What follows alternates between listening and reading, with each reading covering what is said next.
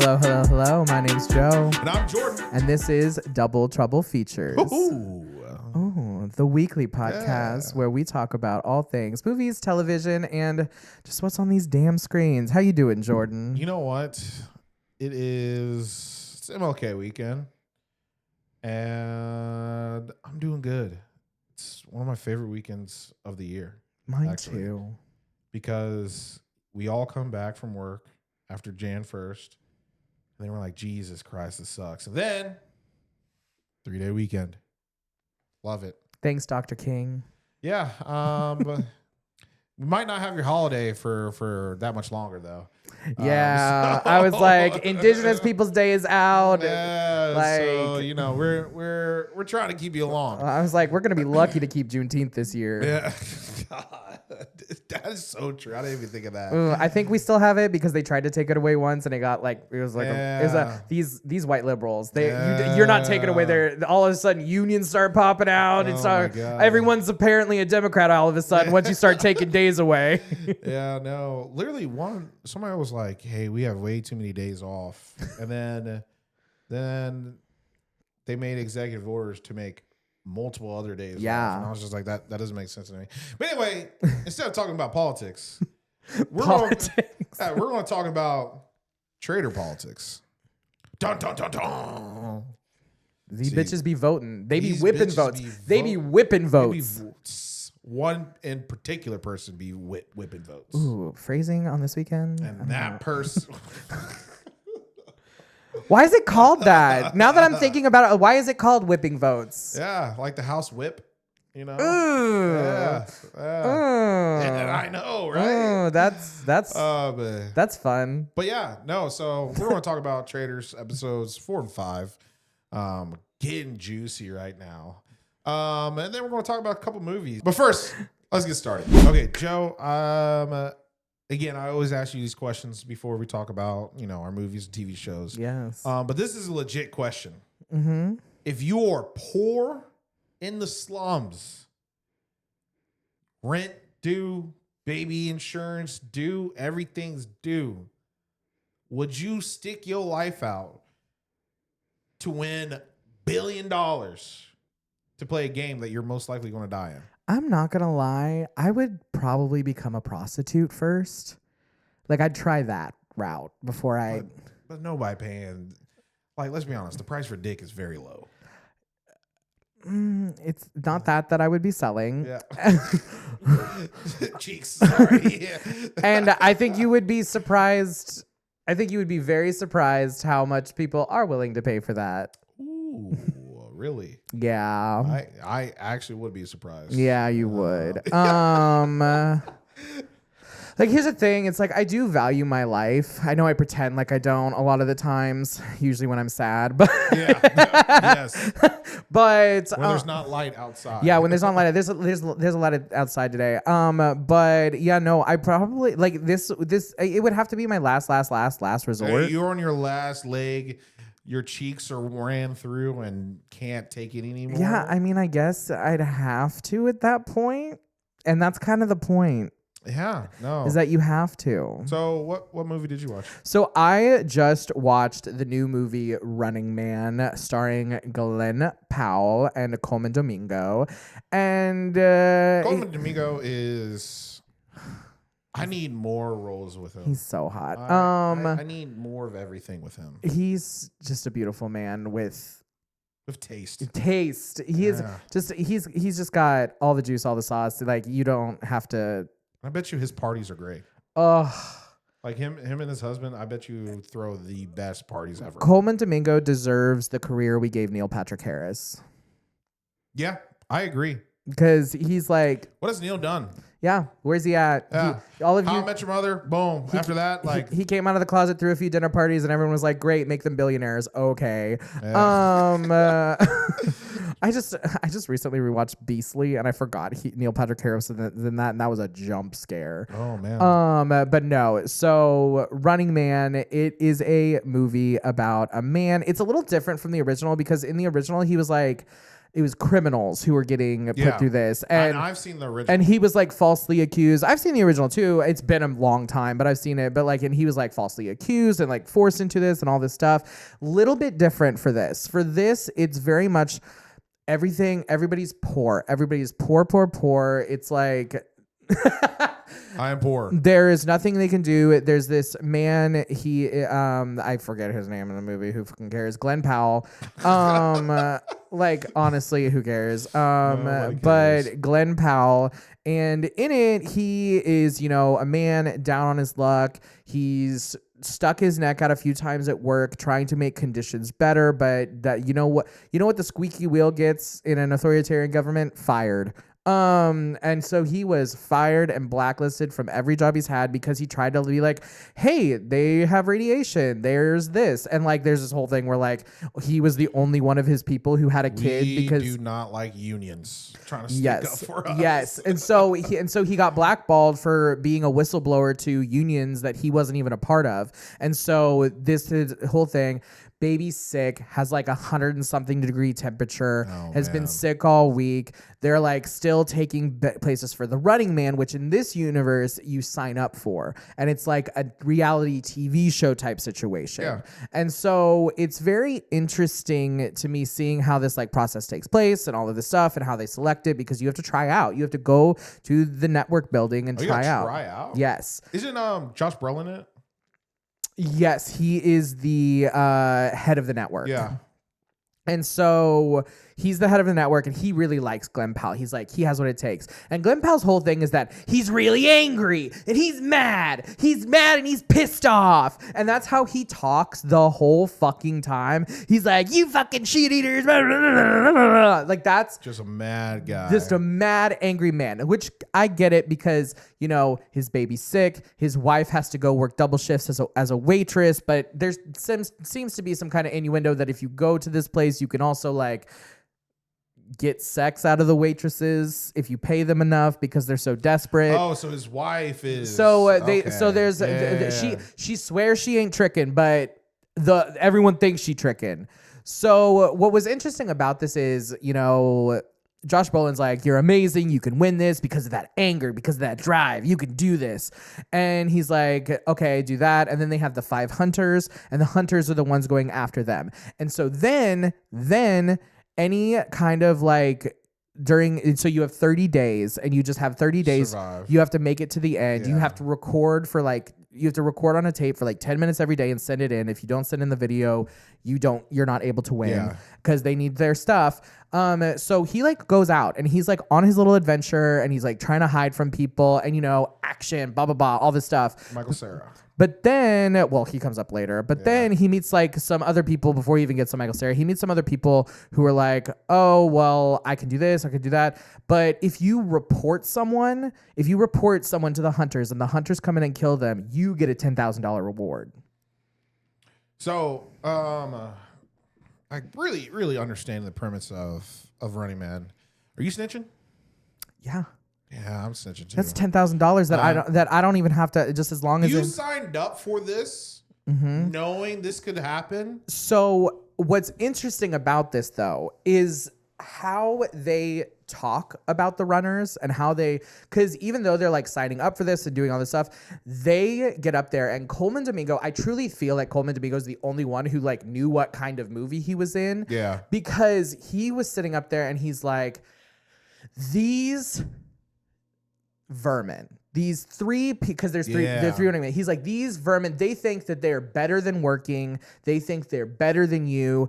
They think that they get to just come up here. Smart. They think they get to just come up here and win $1 billion. Propaganda right there. Just because, yes, exactly. Yeah. And so he ramps the people up against these people, and even shows, he's like, this man, he's here because he can't hold down a job, because he's selling trade secrets to unions that he's not even a part of. His wife is a whore. He has a sick baby at home, and look at where he is. Look at where he is. He's up here on this stage instead of taking care of his sick baby at home and working like a real man. So they like dig into him. And so that obviously he's like, I'm crazy. I'm going to fucking blow up this. And so then Glenn Powell's like, I'm going to blow up this building and everyone in it. Which goes well for the ratings or whatever. But then when he's like out and about, he's meeting people and people are helping him because people don't like the network. They don't like what's going on. Because the network is really what's running everything. The network sounds like something that, you know, it's kind of happening in real life. They're killing people. And what's crazy is they'll go into a building. They were chasing him down, blew a building the fuck up, killed a bunch of civilians. Who'd they blame? Him. They said he blew it up. Smart. He killed all these civilians. He killed a hunter who's like one of the famous people. He's probably an immigrant too. But like what's really interesting about this movie to me that like I don't necessarily jive with is that when big budget blockbusters happen about authority and like specifically like an evil network in place that controls everything. And you're specifically talking about Paramount because it was I watched this on Paramount, which is really weird to me because they just tried to do like a hostile takeover of Netflix. And the reason that they wanted to is because they have such close ties within the current administration that they knew it would just be passed through the SEC. Like, and then they would have control over CNN. Because that's the main difference between the Netflix deal and the Paramount deal. Sorry, yeah. They wanted to take over Warner Brothers. Sorry for phrasing. Yeah. They wanted to beat out Netflix to take over Warner Brothers. And Warner Brothers with Netflix, it was just all of Warner Brothers. They didn't want I don't even think they want Food Network. And they wanted to separate everything out. Yeah. And just take over the Warner Brothers movie section. While Paramount's like, no, give us everything. Give us everything, and we'll pay. And then like even to the point where when Warner Brothers said no, Paramount, we don't want you, they tried to go around their backs and get the shareholders and the board on deck, so that way they cash offer. That way they could get just like Succession. That way they could get exactly just like Succession. But like that's the thing is like when you have a company making moves like that in the public eye and then putting out movies specifically targeting them, and I'm like, Glenn Powell tried his best, but his whole thing was that like I'm an angry white man, and like it just didn't come across necessarily as sincere as you would necessarily want it to be. And I think it would come across very differently from like, because here's the thing, it did have big explosions, it had huge theatricality, and like it was very interesting in that, right? But it almost made it like the Running Man itself, like the activity itself was the important part, not the fact that we are trying to go against these like evil corporations in the world who are making everyone poorer. Do you think it would hit more if, you know, the main character was a person of color? Probably. Or maybe an immigrant or something probably, like that. And maybe that's why it felt like Coleman Domingo was because he was the only black man in the movie. I mean, there were a couple, but main characters. Yeah. And I think maybe it would have, just because like, but then again, like it kind of did paint it in the light as like, look at this worthless piece of shit white man who like thinks he's too good when he's having a hard time too, and his wife was black. He had a mixed baby. So here's my thing about like, I really think in like roles like this, when people are supposed to be like down in the dumps, poor, I really hate like when you cast a person like Glenn Powell. Like nothing wrong with Glenn Powell. It's just like he's too pretty, too like kind of like he looks like he went to UT Austin and never had a single student loan. Yes, like give me somebody who I really could feel that, oh, you got out the mud. Yeah, like, and that's why you got this role. Like, like Glenn Powell is hot, tall, strong. Who's the Indian in Life of Pi, who's much older now? Dev Patel. Yes. I will love Dev Patel. I mean, to play that role, to be Running Man, because he also wants to be in action movies as well. And I mean, he kind of like recently did Monkey Man. Yeah, that one. That's the one I was thinking about. But no, I mean, yeah, exactly. Like it just coming from Glenn Powell, it just didn't feel. It did. I will say it did make it feel like reality television. But here's the thing: when you're doing something that's making fun of reality television on a network where RuPaul's Drag Race is your biggest property right now, feels Landman. I meant like I'm just reality messing with you. TV, but like The Challenge, Survivor, like when reality TV is one of your biggest money makers, because it is one of CBS's biggest money makers. But you're making fun of reality TV, and so like it's such a weird place to be in and a headspace to be in, because like it's and like how I feel about. Like, I mean, like with Toy Story and like the Toy Story 5 and how it's going to be against the iPads. But what are all those kids going to be watching this movie on? They're fucking iPads. I don't like, it's one of those, it's like, you're like, I'm trying to understand. I'm trying to get what you're going for, but like it's not translating correctly. I think you're just too smart, and you just need to dumb your life down and hey, man, run away from bad guys. Just think that. Just think that. I guess I'm just. And that would have been a 10 out of 10 movie. And I guess it's just like, as a true conspiracy theorist watching this movie, I'm like, no, this is what's happening. Like, but like, that's the point. That is what's happening. But like, are we going to learn anything from this? No. Because nobody saw the movie because it was kind of boring. Yeah. So what'd you give it? What did you give it? I'd give it a 6. It did its job for the most part, but wouldn't watch it again. It didn't stick the landing. No, unless I was like showing it to someone, like I'm not going to go back and rewatch it.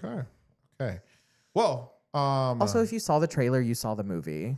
That was my thing. I saw the trailer way too many times where I was just like, okay, I kind of really, really get it now. Well, and I've kind of gotten to the point where I start taking notice of like when we stop seeing clips from the trailer in the movie. And it was like a good like hour in that we were we were still getting some clips from the trailer. And I was like, Diva. Yeah, trailers are starting to ruin it. Like, well, and now there's like teases for trailers and teaser trailers and trailer 1 and Disney. Action trailer. Like Disney. We need 1 good trailer, maybe 2. But yeah, I mean, the trailer drops they have for Doomsday, which is still over a year away. Yeah, no. Super Bowl.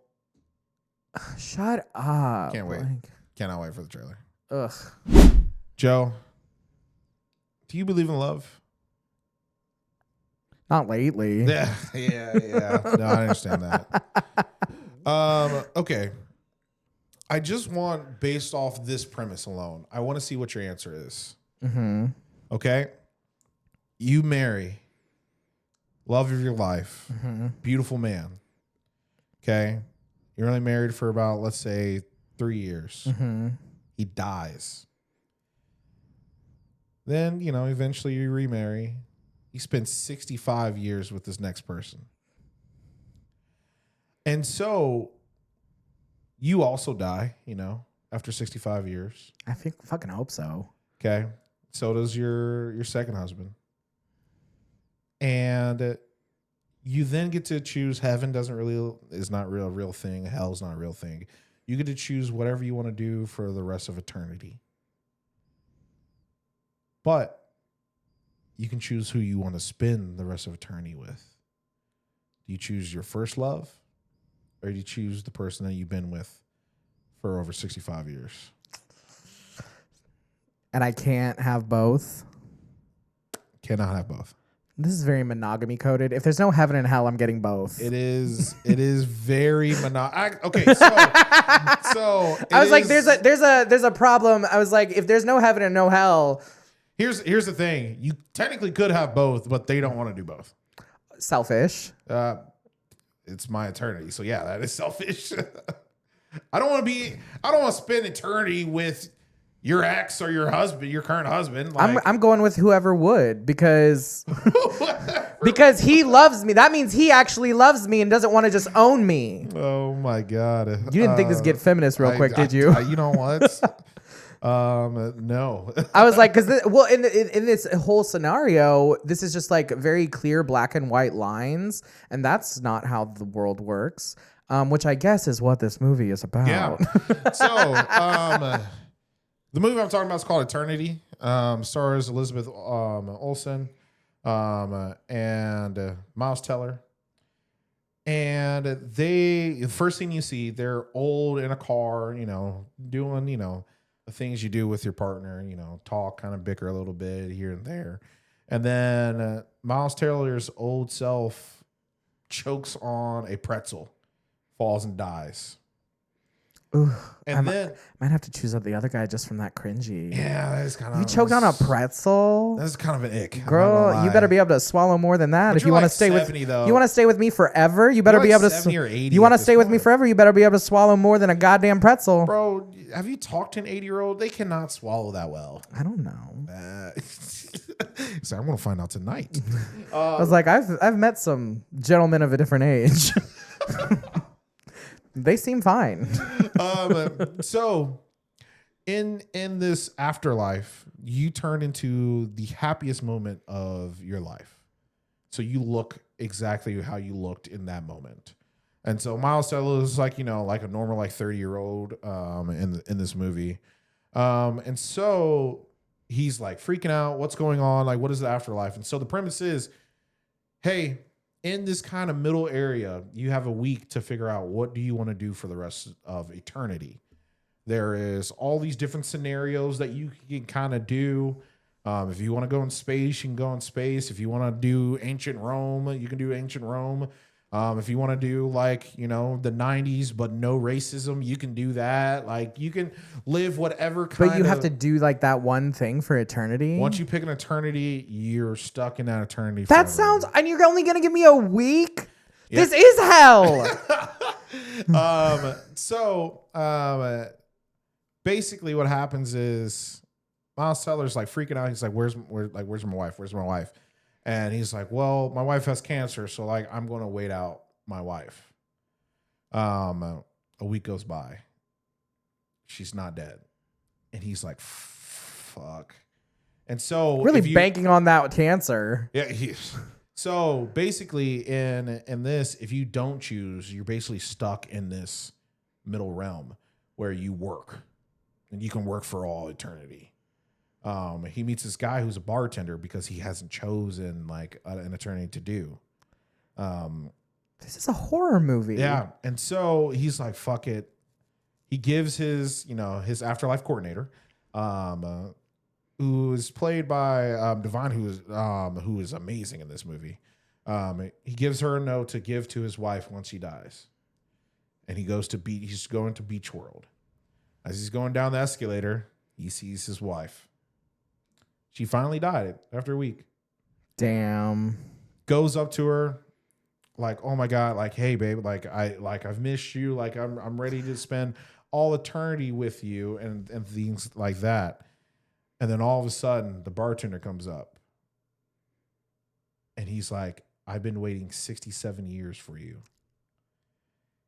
What happened was he went to war and died. And then she's like, I've been thinking about you every single day. I really want to see this movie. I'm not going to lie. There's some sexy lines that you're like, oh my God. You're just like, if somebody said this to me, yes. Panties on the floor. Yes, exactly. And she's like, I didn't remember you being this hot. Like, it's played by Callum Turner. He does look good in this movie. If you're really attracted to him. I'm having a problem here. So if you don't die with your partner, they could just move on without you, and you would never have any idea where they went. Correct. And they might be like, hey, by the way, your husband went to Beach World, but you think I'm going to let my husband decide the rest of eternity for me? You get fucked. Yeah, exactly. And that's why it's like, and that's why they kind of stress of like, hey, think about yourself. And this is because it's the rest of eternity.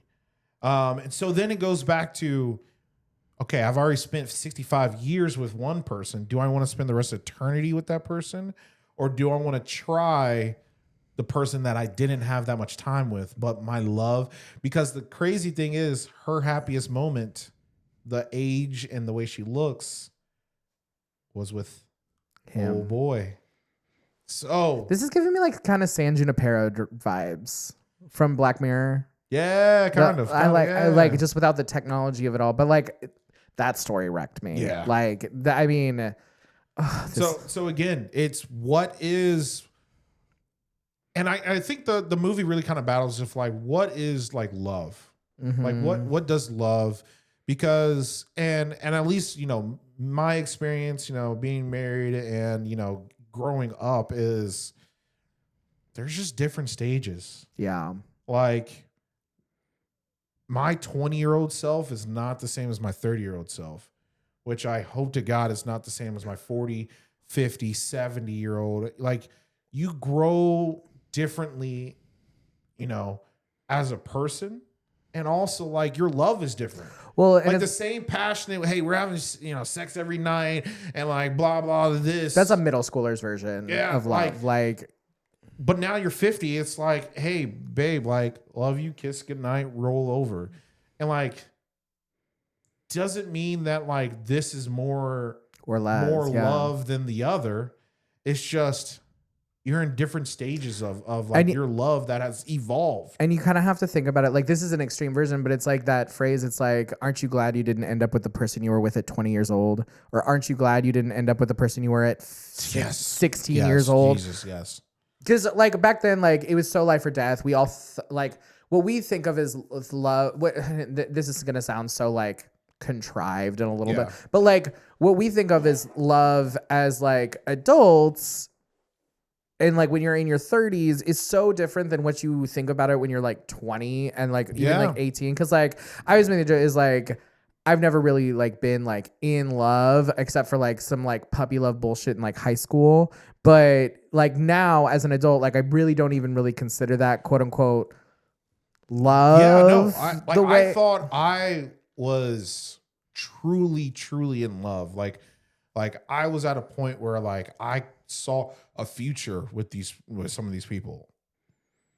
And now like I'm just like, bro, like that's wild because none of those feelings come close to where I'm in right now with my wife. Like it's not even night and day. It's different universes. And like so, but the difference is she was married to him.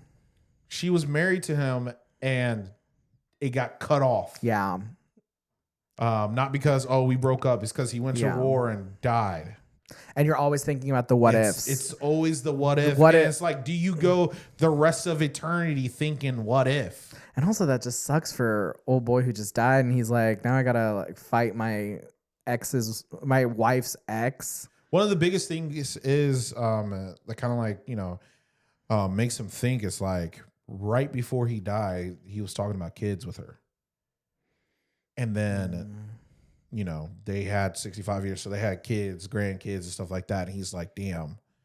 Like, she's like, oh, does it hurt me talking about it? He's like, yeah, it does kind of hurt. But, like, that's because, like, I always envisioned us having this life. Yeah. And I'm happy and glad you got to live it. But it's just like, damn, I always wanted, our kids. I always wanted us to have kids and us to...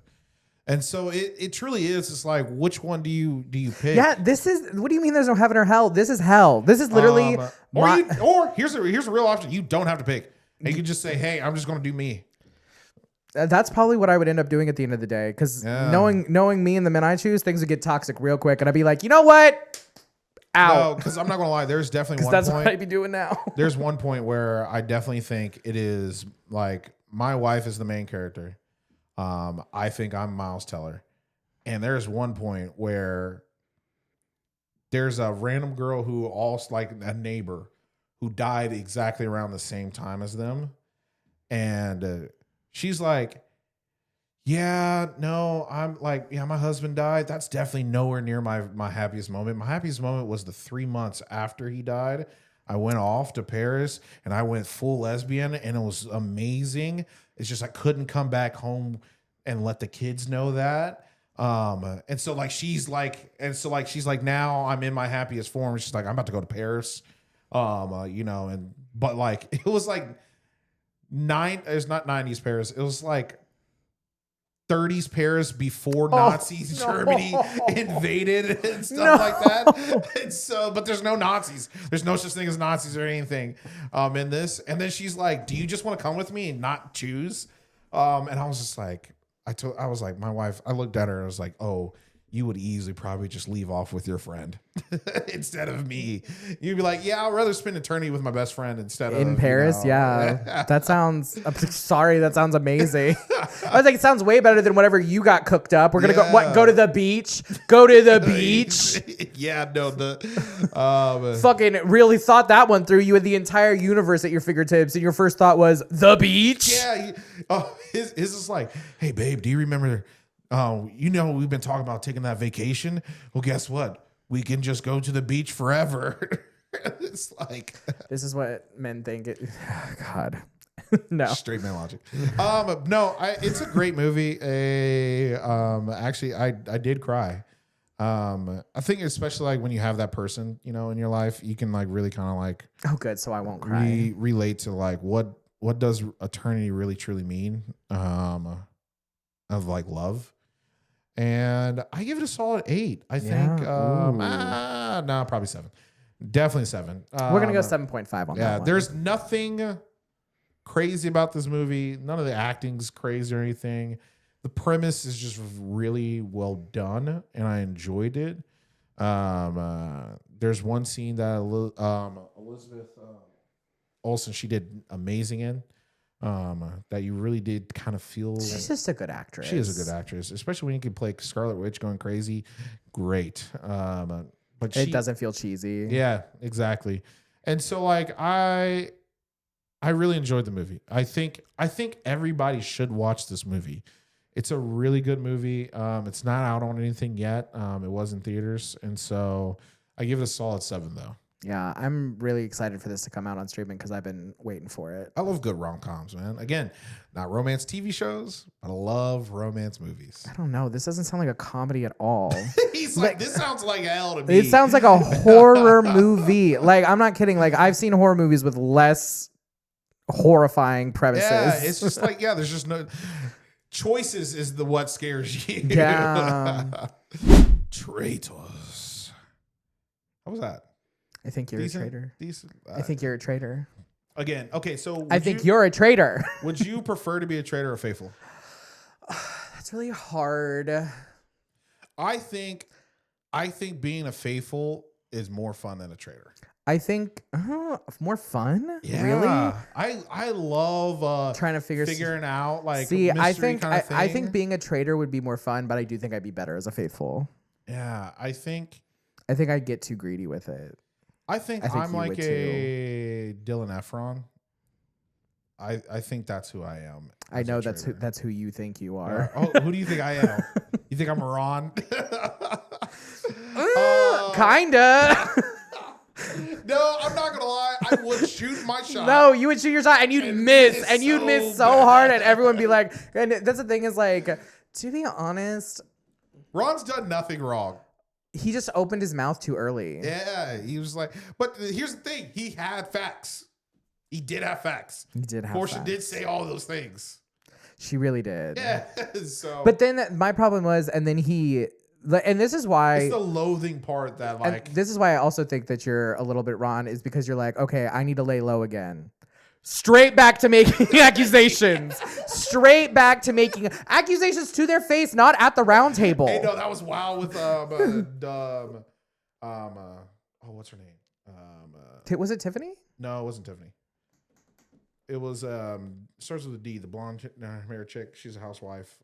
Dorinda. Yes. Yeah. No, he was like, I think it's you. He thought it was him, her, and Michael. Yeah. He's like, yeah, Dorinda, I think you're a traitor. Traitor says what? Anyway, so we already talked about episodes 1 through 3. Now we're going to talk about episodes 4 and 5. And starting off with 4, we found out who got killed, and it was Caroline. Yeah. Yeah. When she said, "I will see you somewhere, probably BravoCon," no, and Lisa Brennan just goes, "No, probably not." Oh my god, I was dying. I was dying so hard. I also She's like, fuck you. I had no idea that they're like, go back to Dubai, and I was like, that's crazy. Yeah, it was just like, is that an insult even? Like, I was like, I mean, only if you understand that Dubai has slaves. Yeah. But you're a real housewife in Dubai. So yeah, like, so you definitely have slaves. Yeah, but you're not the slave, so. I think the insult is very gray area. Anyway, I don't know if I don't know, Jordan. Is there a gray area on slavery all of a sudden? Okay, so anyway, Dorinda's gone. They go to the round table, and we're just all trying to figure out who done it, who they kill. The crazy thing was, Lisa actually being right about what was happening. You know, Colton kind of clocked it a little bit by just saying, maybe she's seen it like multiple times, but I definitely think killing her is the right move. Well, and then yes, absolutely, because like nobody was suspecting her. No. And then what made it kind of crazy was at breakfast the next morning, Lisa giving more details than Ron. Yes. And so now everyone's on Ron's ass. And I know, and like not to be like that would be you because you remember those details. No facts. Facts. I was like, that's why I'm like, ooh, you're like he is kind of giving a little bit of. No, you're Johnny. I'm fine with that. Johnny's doing great these episodes.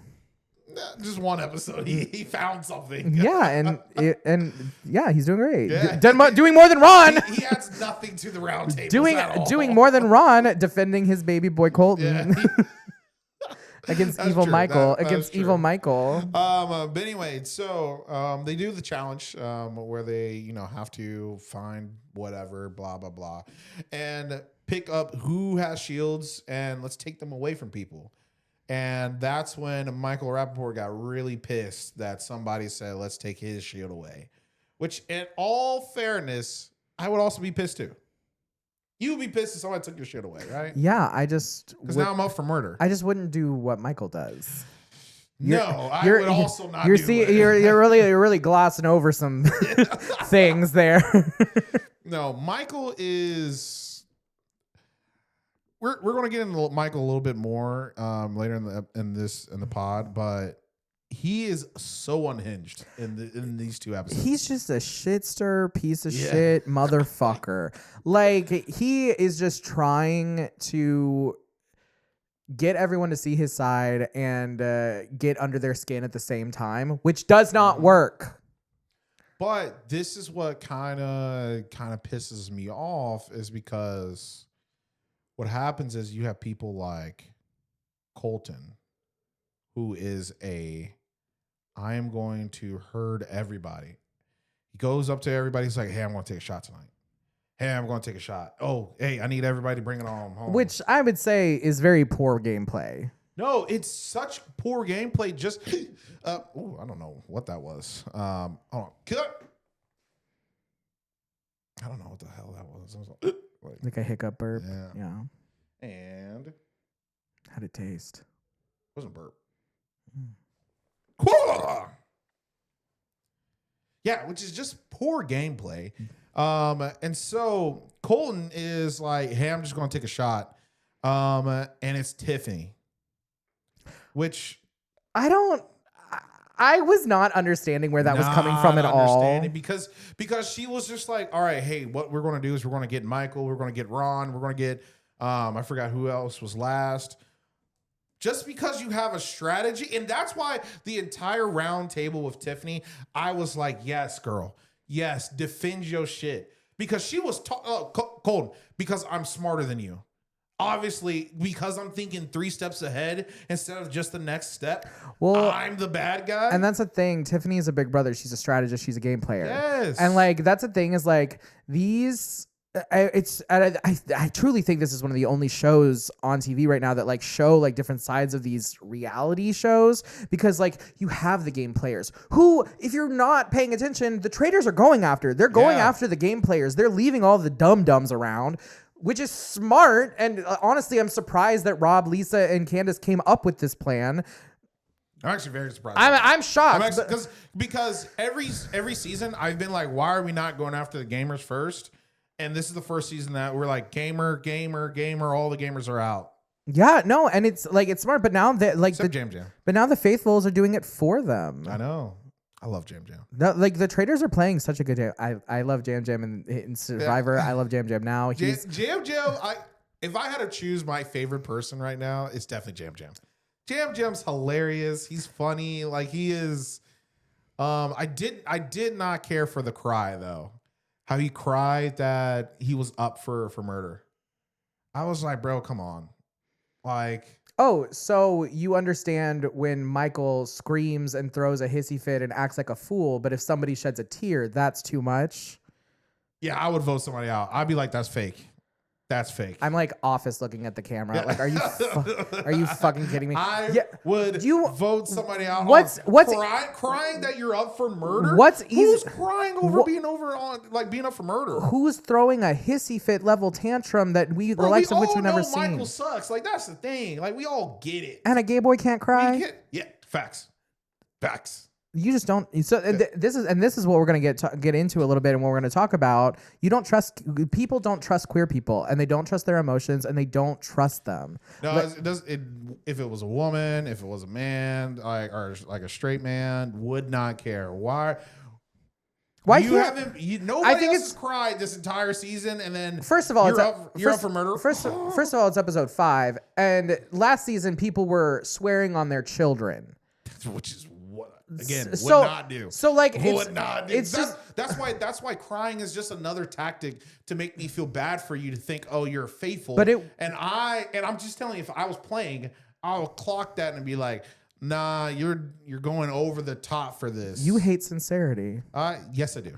Which is like so interesting, just because like Michael is obviously not. Like he is being sincere. He is definitely being but he's sincere. not coming across as sincere. But you think that a tear, this is straight men bullshit. On a game show we're crying over? Yes. Because here's the difference between Jam Jam and Tiffany.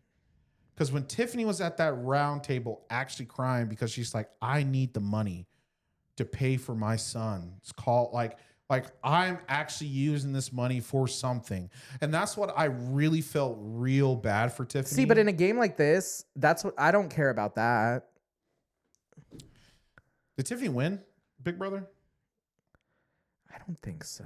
Yeah, Jam won Survivor. So he already got some money. Yeah, but it all went to taxes.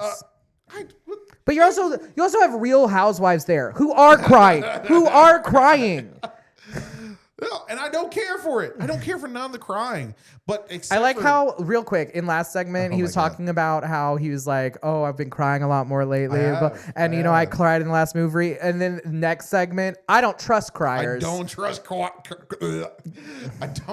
Almost criers. said queers there. I heard it. Bro, I'm not Michael. I heard it. You're just defending him at all costs. You're just defending him at all costs for some reason. No, I'm not. But anyway, so I really felt bad for Tiffany because she really tried to sell herself out there. And everybody was just believing Colton over nothing. Colton had no evidence, no anything substance. But here's where I think that the nail in the coffin was Eric. God. Eric, because no one was really buying what Colton was selling. Yeah. I truly believe until Eric was like, "I make money off of my music," and I heard that laugh. And to be honest, it was probably Candace's, and it was definitely Candace. Like it was probably Candace's, and like I could. But then like if I'm like Eric, I'm sitting there, I'm like, okay, if it wasn't Tiffany, then who the fuck could it have been? Yeah. But I feel like he was just like, no, and I was wrong. I was just wrong. No. I'm not gonna lie. Like Eric, he's just so sweet. Eric is a sweet boy. He's a sweet little boy. He has no idea what he's doing. He was like a singer-songwriter. I've never heard of this man in my life. Never heard of Eric. He's so sweet and so cute, and I want to stick him in a cage. Yeah. But okay. Going back to slaves earlier. Yeah. I love though the battle of Ron versus what's the girl from Love Island? Mora, bro. Mora was pissed. I love Mora. Mora's like, if you put my name in anything, go fuck yourself. Okay, like, Mora and Robert, there's something going on there. Oh my God, yes. And yes. She's always like, pick me up. Yeah, She's always yeah. Oh, like he runs down and picks up Mora. Meanwhile, Dorinda is hoofing it and dying. This poor old woman. He's like, here, let me pick up the hot 27-year-old thing. She needs help, not the old woman dying on the side of the road. Yeah, no, Ron. Fucking fake valor. Now we're just like in Ron thirst trap time. it's just like let's just show more Ron. Let's just show Rob. Let's just show more Rob nonstop. And you know what? It's kind of working. It's definitely working. I definitely do like him a lot more than I used to. Yeah. But I did see so many tweets that are like, because he wore his overalls and in the 5th episode. Yeah. Wore his overalls, and everyone's like, I feel like I'm about to go watch him gaslight the fuck out of Leah again. And everyone's sitting there being like, I can't wait for someone to accuse him, but there's no pools for him to jump into. Yeah. God, part of me wants to rewatch that. He's gonna have to go jump into the lock. So Tiffany got voted out, which again unanimously. And I felt real bad for Tiffany. She was a faithful, of course. And then Colton's like, well, I just put a target on my back. Tiger on my back. Yeah, you did, Colton. And then Colton goes in next day like, we're getting somebody else out, like blah blah blah. Like that's the part that I really don't fuck with Colton like that in this season. Yeah, and there's a lot of people talking online right now about the fact that, Colton was a risky choice to begin with. Yes. And he's getting this Pilot P Dylan Efron edit right now where he's like trying to lead the charge and like be like the guy, but like nobody's buying it. No. Nobody at home is buying it. Nobody at home is buying it because they do a Traitors chat where all the Traitors are like. Also, if you bring up the fact that you play football one more fucking time, I don't care. And you didn't or really. That you're gay. Like I really don't. Like care. I'm pretty sure you've played like one season less than football than him. Yes, bro. Like. But again, so I guess what happened was he was in the chat. That they do that during the episodes that everybody comments. Like Jam's in there, Tiffany's in there, like they're all in there, like a live, like an IG live or something, like a live version. And basically, when that Tiffany episode kind of aired, and they were trying to like, hey, Colton left, just left the chat in general, because he thought he was going to get a better edit. Why? I think these bitches in their edits. First of all, remember what you say. Second of all, say that again. I think that's number 1 and 2. Just remember what you say. But truly, like, I just don't understand. Like, he really thinks that people just like forgot about what he did and who he was, and he was just like gonna make this grand entrance as like this hot gay guy. Well, remember when you go gay, everything before that doesn't count. Yeah, stalking. And we talked about it a little last time, but it's just like, it's like Diva, like maybe restraining order is crazy. We let a guy with a restraining order go on national TV. That's crazy to me. Yeah. But again, once you come out, none of that well, matters. and what's crazy is like the other gays are like kind of disappearing really quick, and then but we're still keeping Colton around for some reason. No, because he's definitely getting the Golden Boy edit. He's getting I swear there's some producers telling them that he can't be touched or something because, I mean, I get why the Traitors are keeping him around because he makes a good shield. Yeah. But like as faithfuls. So here's the thing: the next night, they kill Monet.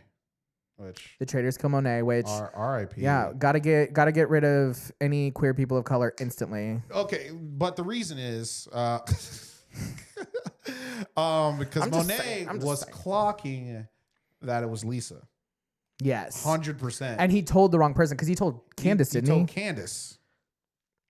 It'd be your own people. It'd be your own people, man. He thought he was safe with her. Yes. Again.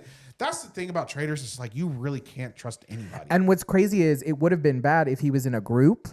If he was like, "Hey, like to like 3 or 4 people." If he was like, "Hey, I think that Lisa," because then he would have like been able to like suss it out. Like they would have. It's Lisa. Oh, Candace was the only other person there, so therefore, boom. Yes, but we don't. But we don't have that because he trusted Candace, and you can't trust anyone. You got to plant seeds. You got to plant seeds around. I'm not gonna lie. You can't trust black women in this show. There's been a black woman traitor in every season, right? Well, kind of. Well, and that's why so many. That's why I feel like so many like black people get voted out real quick. Yeah. Because either by the Traitors or by the faithfuls. Yeah, like, because like if you take like stock, like the fact that Donna Kelsey got out in the first few nights is crazy to me. Portia, Tiffany, Monet, like dang, like. I mean, and then you look back at other seasons. They trying to get out Ron. If you look back at other seasons, Peppermint, she was the first one. She was the first one out, and then Bob the Drag Queen didn't make it very far either. No. Bob was trying to do too much. Though. Bob was trying to. Bob do. was trying that was to a little bit on him. Little bit on him. But I mean, at that point, we hadn't really seen a traitor go out that soon. No, and so Monet's gone. Everybody, at breakfast is just sad and blah blah blah. I was sad Monet was gone too. Because Monet's good TV. Monet's good TV. That's a thing. When we talk about like they're taking out all the black people, they're taking out all the smart people. They're taking out the people who are clocking shit. Which is what you should be doing. It's good gameplay. It's good gameplay from the Traitors' perspective. But I mean, it's sad. It's still sad to see. It is sad. Sad to see Monet go, but fucking Michael's Johnny's still there. Johnny adds to this show. Bro, Johnny adds to the show, adds nothing at all to anything else. Except for what we're about to get into in a little bit. So basically after that, we go to the next challenge, which is the Fountain Challenge. Here's my thing, okay? So the premise of this one was, hey, if nobody gets shields, then we're all good, okay?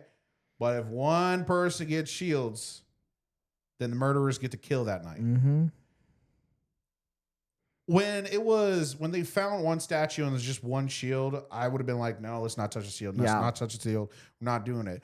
But at the end, when picked up the statue, there's 4. I took it. I would have took it. I know you would have. I would have, in a heartbeat, would have took it. It's because you're a bad person. Especially if I'm Colton in that situation, I'm taking it. But he's safe either way if nobody takes it. You don't know that because he's getting the good boy edit. He's getting golden boy edit. No. I mean, everyone's safe. If nobody takes the shield, everyone is safe. But again, do I trust others? No. I would. So, would you rather take the chance? No, because I think that makes you look more guilty than I think. But the whole team is taking it. It's all 4 of us. But you still look guilty. All 4 of you look guilty, but you still look guilty, and you're putting a bigger target on your back. I think it's a poor decision. So you would have done it? No. Okay. Not in Colton. Especially in Colton. If I was Johnny Weir, yes. If I was Colton, no. Okay, but it was like what? Lisa was in his group. Colton was in that group. I think Candace was in that group too. Yes. But there was one other person. I can't remember who it was. I think it was a guy. I think it was Johnny. Was it not Johnny? I don't think it was. Because I'm pretty sure Johnny was like helping Maura and Dorinda and all them. Yeah. It was another guy though. Because I remember him talking to a guy. But it wasn't a traitor. Again, if I saw 4, all of us, taking it. No, because that is what you're going to get such a target on your back. Hey. I would have took it. I would be like, all 4 of us can't be traitors. Hey, I'm a And this is why you're wrong. Because you're playing a stupid game. I would have been safe. I wouldn't die. But I wouldn't have died. For one night, you have to think past just tonight. Hey. And you're not. You're not in this. Your head's not in the game. And so we don't know who took any of those shields. They have not released that. We've got to find out in episode 6. But then we go into the craziest moment of the season so far. And that is Colton versus Michael Rappaport. And neither of them were prepared for that argument. And here's the thing.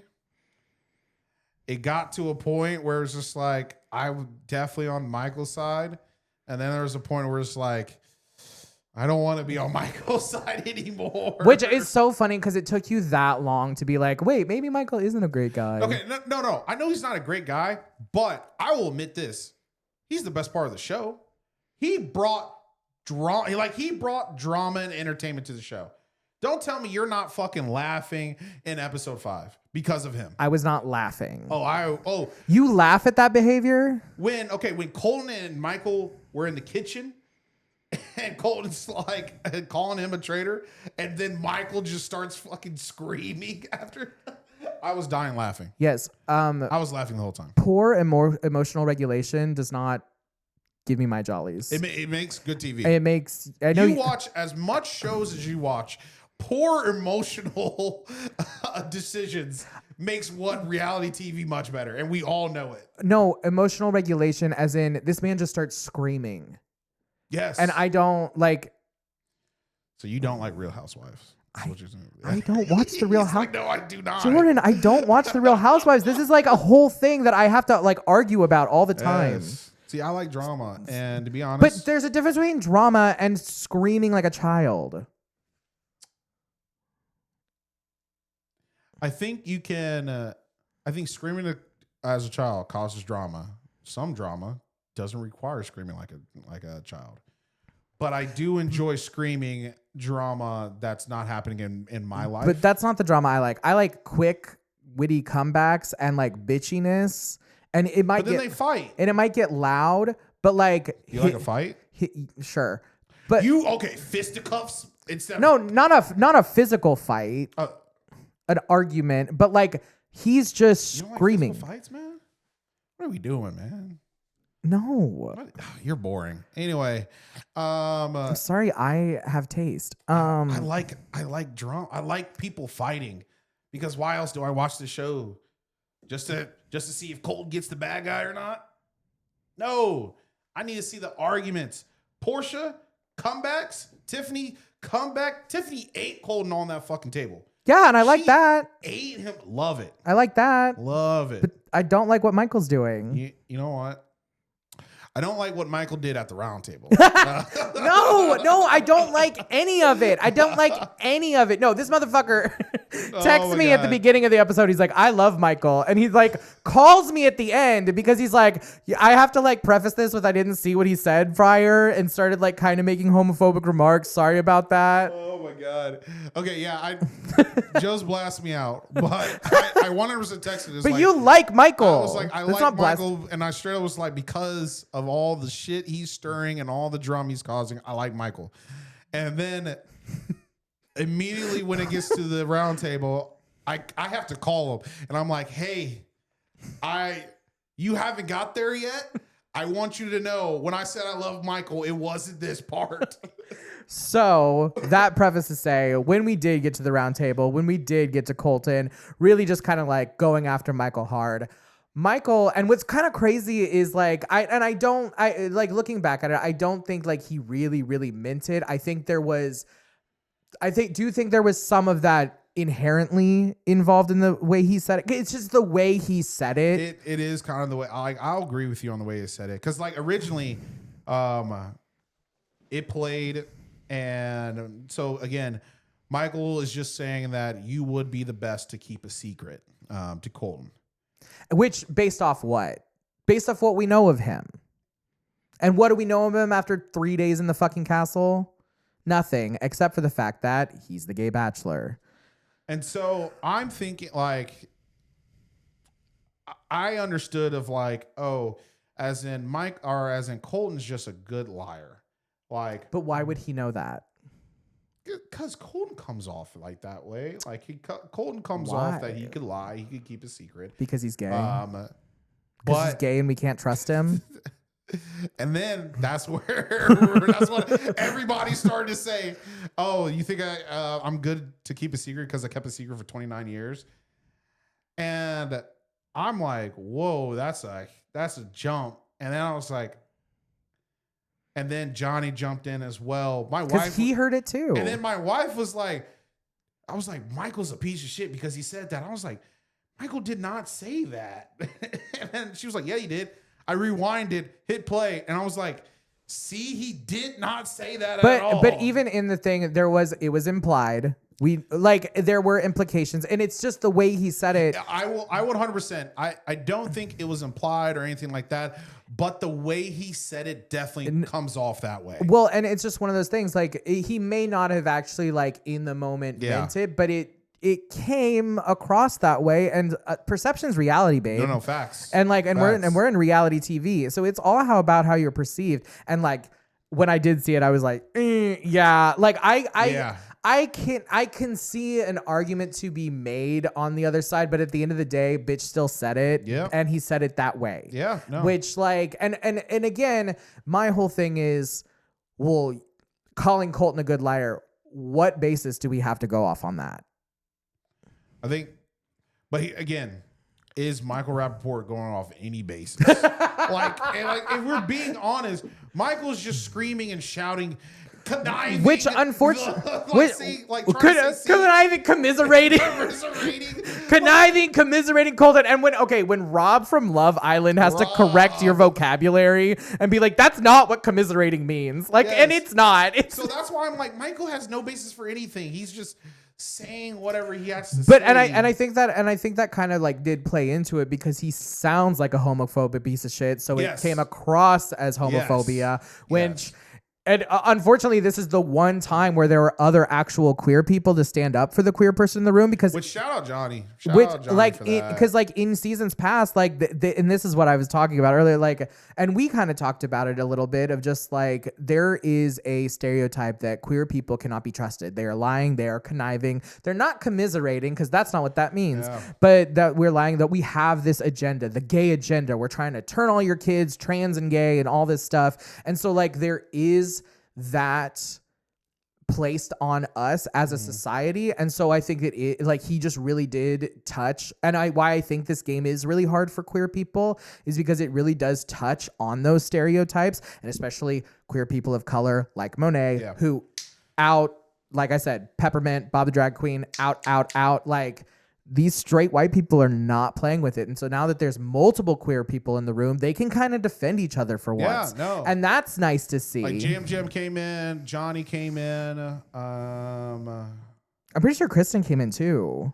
And she's like, it's just like one of those, she's like, no, this is like how, like, and again, he didn't say you've kept a secret for the past 29 years, but why would Colton be the one that's best at keeping a secret? In what world could that have meant anything else other than, you're right, he might have just been saying shit, but he said it to the wrong fucking person, which is bad gameplay. It was bad gameplay. And that's why everybody was like, we're just voting Michael out. I do think Michael is one of the worst faithfuls. I think they were just sick of him. They definitely were sick of him, which if I was in that house, I would also be sick of him. Because like even with what Eric said, he's like, even if you're not a faithful, you are the most distracting faithful. And for that reason, we have to remove you from the situation. But what's the crazy thing is, if you think about it, they hated Michael so much that they were willing to, I might die tonight and I don't care. Well, because we've seen interviews and shit, and Portia came out on an interview being like, that was the edited down version. Oh, really? Like, well, not on like his, but like when she was at the table with him. Oh, yeah, I saw that. She was like, that was an edited down version. Like everything I've seen about Michael, they're like, these are good edits. Oh my God. So I'm real curious as to how crazy was he? Yeah. Yeah. He said he's going to run for mayor. I'm sure he is because he hates Mom Donnie. But I really do think, again, I understand how bad and toxic Michael was in that house. I get it. But they really did just give up an opportunity to even try, which in this game, it's like, again, you don't know. But a lot of them did believe that he was a traitor. There's no way I would ever believe that he was a traitor. There's no indication at all that would give me, no, he's an idiot. I would think, no, he's too dumb. Unless like Rob C said, unless he is top tier game manipulator, he's just a dumb faithful. But he could be either one. And it's better to know than not. Michael Rappaport does not come off to me as an elite, smart tier kind of guy. And an elite, smart tier kind of person would not come to you acting like that. Somebody who comes up to you acting smarter than you is because they're trying to prove something. I don't know why Michael Rappaport even got on this show, to be honest. Well, the same reason Ron Perlman did. Yeah, see. But see, like, Ron has shows. Not like reality though. Huh? Does he do reality?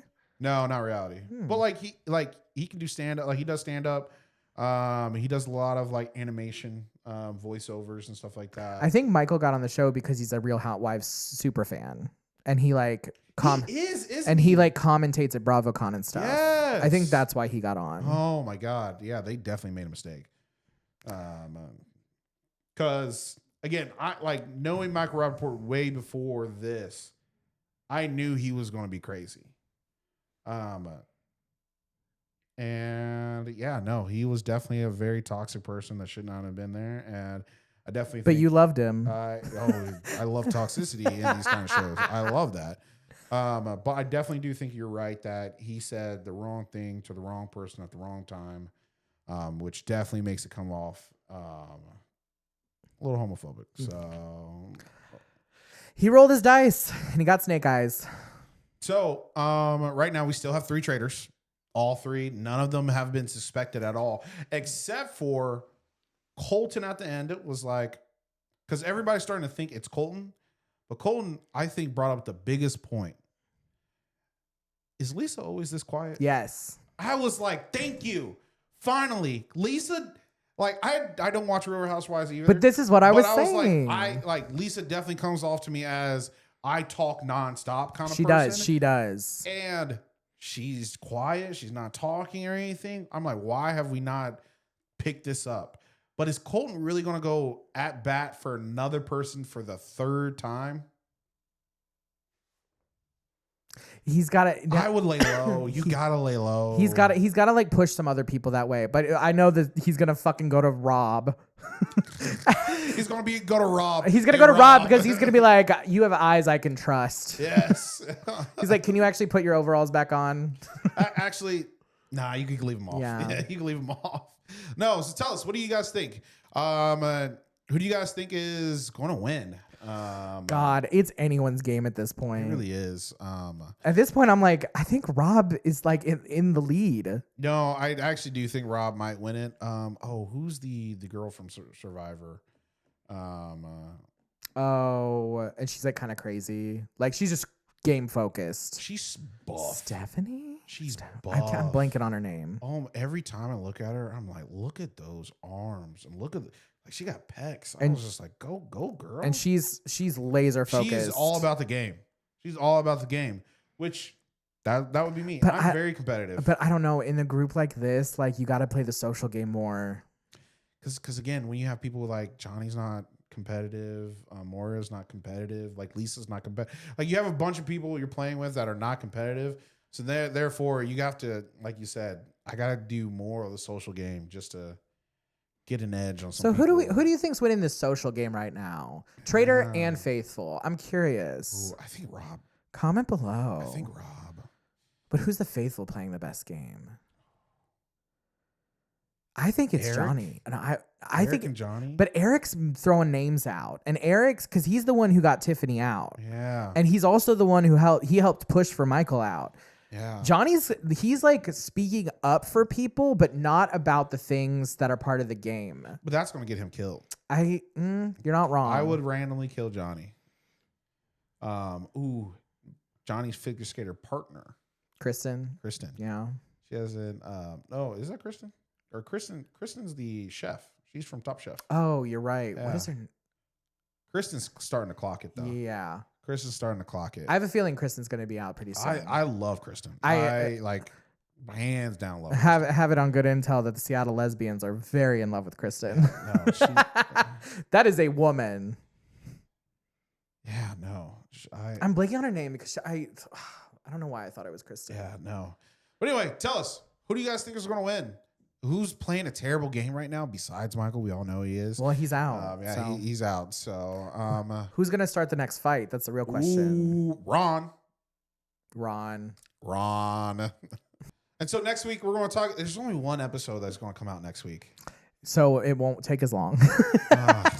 God, but I need more. I'm done. I want to binge. You're such a greedy little. I am very greedy. It's disgusting. But that's the end of our show. Tell us, what do you guys think? Any movies you want us to see? Any other TV shows, reality TV shows that we should talk about on a weekly? I I know the next show that I don't really want to talk about has to do with HBO and a little bit of Game of Thrones kind of vibe. The next show I want to talk about has to do with Mar-a-Lago. Even better. Which is also kind of Game of Thrones vibes. Yes. It's old, creepy men doing horrible things to teenagers. Anyway. Oh, man. We just love Florida. Anyway. Florida. It's one hell of a drug. My name's Jordan. And I'm Joe. And this is Double Trouble Features.